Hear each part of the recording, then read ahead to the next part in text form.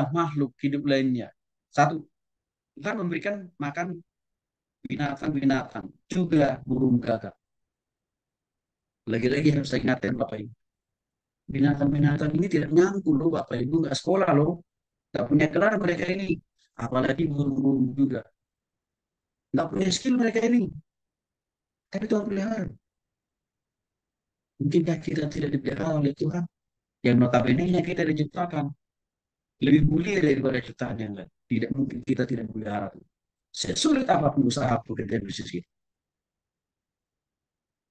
Akan membuka mata air, lembah ke lembah, lalu mengalirkannya antara gunung yang satu ke gunung yang satu, dan juga dari bukit yang satu ke bukit yang satu. Untuk apa? Sumber minuman bagi binatang di padang. Ya, sumber minuman juga bagi tanaman dan tumbuhan. Sumber minuman juga bagi kita manusia.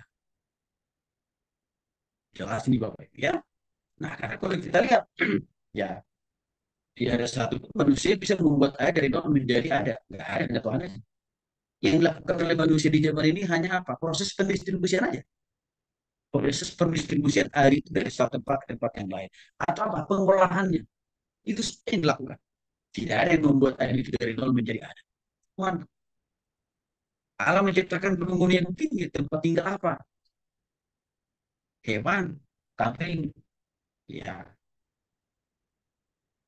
dan juga bukit-bukit berbatu. Ini adalah semuanya dipelihara. Bentuk pemeliharaan Tuhan yang sempurna atas segala yang diciptakan oleh dia. Bahkan dia memelihara, ya, buru-buru di langit yang tidak menuai, yang tidak bekerja, yang tidak nyangkur, yang tidak apa, punya keahlian, yang tidak punya kepintaran, kepandaian seperti kita, belum itu kan. Tapi benar itu. Seringkali kan kita dijadikan, ditegur oleh Tuhan, ya, untuk belajar mempercayai Tuhan seperti Tuhan memelihara burung dan tanaman kan. Karena kenapa? Karena manusia seringkali hidup dalam apa super super super super kekhawatiran.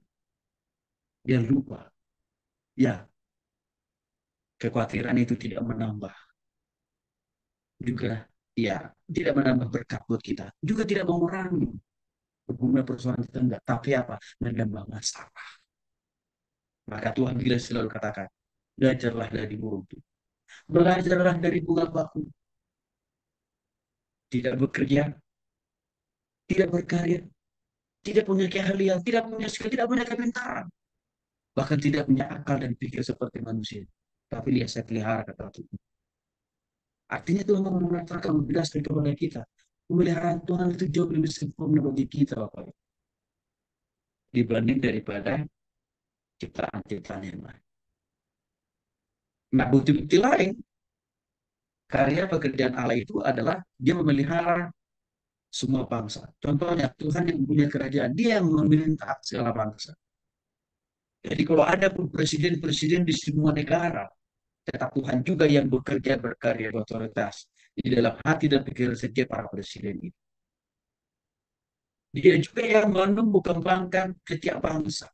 Dia juga yang membinasakan, meniadakan sebuah bangsa. Artinya, sebenarnya bangsa apapun tidak ada yang bisa menyombongkan diri di hadapan Tuhan. Maka kalau kita lihat Bapak Ibu, ya, saya kasih contoh saja, Uni Soviet. Ya, dulu kan itu bangsa yang sama begitu sombong karena mereka mayoritas ateis. Ya, ratusan tahun loh Uni Soviet itu tidak mempercayai Tuhan. Tapi Tuhan tidak menutup mata. Tuhan izinkan Uni Soviet itu terpecah-pecah menjadi banyak negara. Ya, salah satunya adalah Ukraina itu tuh Bapak. Perpecahan yang Tuhan izinkan terjadi di Uni Soviet itu melahirkan apa? Perdebatan.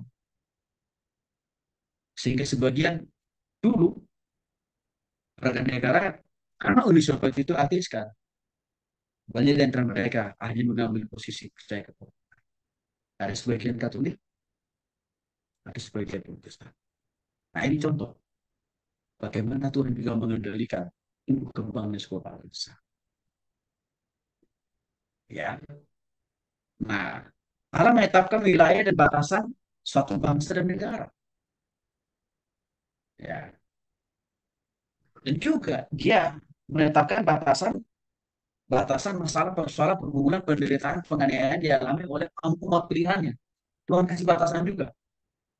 Jadi tidak serta merta Bapak Ibu kesulitan ya yang kita alami itu membabi buta. Tuhan izinkan kita alami enggak. Ada kontrol Tuhan, ada pengendalian Tuhan, ada batasannya. Ya, Allah membangkitkan dan menjatuhkan raja-raja atau pemimpin negara yang sombong. Nah, ini saya salah satu contoh yang disebutkan dari Uni Soviet. Tapi masih ada beberapa negara di dunia ini yang tetap sombong. Apabila contohnya misalkan Korea Utara, tetap memilih ateis kan. Tapi Korea Utara lagi pusing. Ya, karena kenapa? Regenerasi. Ya, kelahiran penduduk di sana rendah. Ya, mereka presidennya mudah punya. Kenapa dia stres? Kan keberlangsungan negara itu bisa punah. Sampai dia menyembah kepada ibu-ibu, perempuan-perempuan yang sudah menikah. Mohon ibu-ibu supaya apa? Ya, melahirkan banyak anak. Tuh.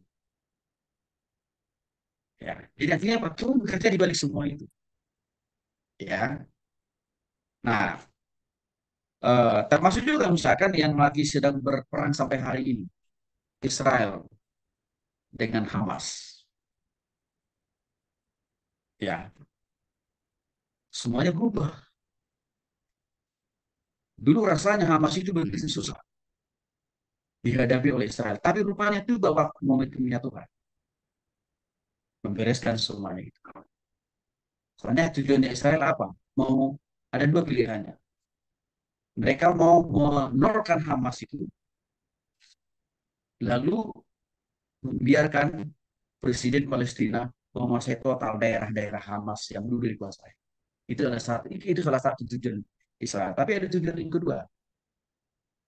Israel bersama dengan Amerika, setelah Hamas ini nanti disikat bersih, maka mereka akan juga memberikan otoritas kepada warga negara Palestina untuk khususnya di daerah-daerah yang dikuasai oleh Hamas menjadi negara baru, tidak lagi menjadi negara Palestina.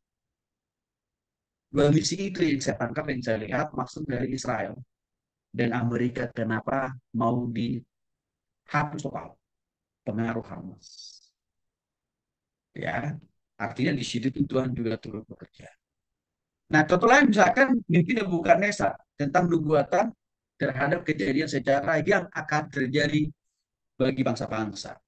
Nah, perlambang dari mimpinya diungkapkan Allah kepada kepala dari emas melambangkan Babel. Dan ini betul, ya, terjadi. Dan dengan perak melambangkan kerajaan Media dan Persia.